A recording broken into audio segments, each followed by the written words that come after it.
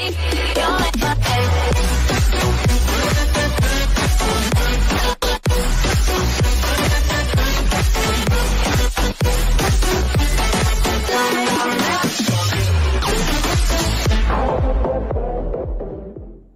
咁多位大家好，我而家就起咗身咧，就好早就拜測，咁而家咧我就仲未好翻嘅，而家咧我仲繼續係陽性，咁你望到啦，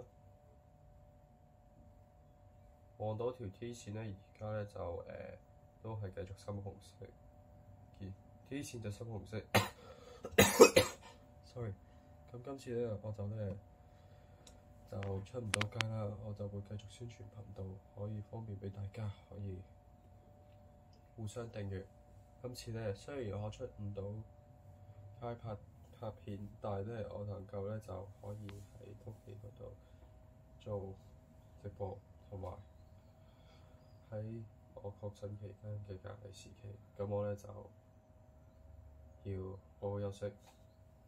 咁正如所講咧，我而家咧就暫時咧仲未好返，咁我咧都要諗需要幾日先至好返嘅。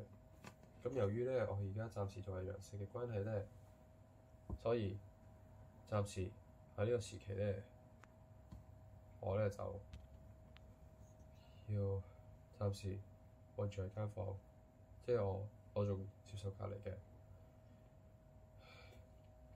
咁其實點解我把聲問咗咧？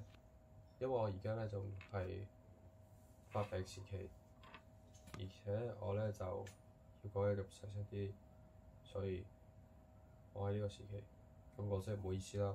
因為我而家確診咗新冠病毒，咁我想希望下個禮拜可以快啲好返，可以重新再次見面。咁今日咧，我確診第3日，咁我咧就而家分享咗我今日嘅病徵啦。咁我嘅病徵咧就暫時而家咧就輕微嘅發燒啦，有咳啊，有喉嚨唔舒服啊，同第4咧而家就咁。而家我嘅呢個 Covid 嘅病徵都仲未完全消失晒嘅。咁我咧就而家咧就希望，咁而家咧我 state 咗咧就我嘅病徵咧就係有啲就瞓覺，而家都有啲燒，同埋我咧就燒到成38.4度，同埋我都燒咗。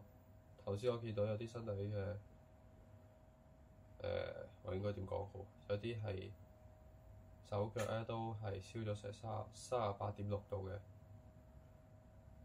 咁今日咧我瞓得唔好啦，因為我唔舒服啊。因為咁而家咧，我雖然今次可以拍片嚟睇我更新情況，而家我確診暫時都係好好休息下。